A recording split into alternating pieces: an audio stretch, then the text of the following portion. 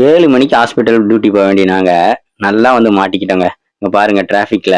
இன்னைக்கு வேற எனக்கு ஓபி போஸ்டிங்க. ஷார்ப்பா போலன்னா அந்த டாக்டர் எங்களை கிழிச்சு தள்ளிடுவாங்க. ஐயோ திரும்பவும் இன்னொரு சிக்னல்ல மாட்டிக்கிட்டோம். எனக்கு வேற இன்னும் தூக்கமே கலையல. டிரைவரும் தூக்கம் கலையலன்னு சொல்றாங்க.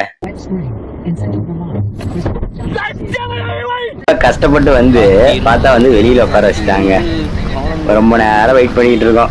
பார்த்தா டாக்டரே வரல. இவ்வளவு வேக வேகமா வந்து டிராபிக்லாம் கிராஸ் ஆகி வந்து ஹாஸ்பிட்டலுக்குள்ள வந்தாச்சு. நமக்குன்னு ஒரு பேஷண்ட் வந்து இப்போ கொடுத்துருவாங்க. நமக்கு அலோகேஷன் பண்ண பேஷண்ட் வந்து நம்ம ஃபுல் ஹிஸ்டரி கலெக்ட் பண்ணிட்டு இந்த மாதிரி உட்காந்து ஒரு டிபார்ட்மெண்ட்ல பார்த்தா வந்து நம்மள மதிப்பாங்க. நமக்காக சேரு டேபிள் எல்லாம் போட்டு கொடுப்பாங்க. ஒரு டிபார்ட்மெண்ட்ல எதுவுமே கண்டுக்க மாட்டாங்க. நம்ம பாட்டுக்கு கிடைக்கிற இடத்த வச்சு எழுதிக்க வேண்டியதான்.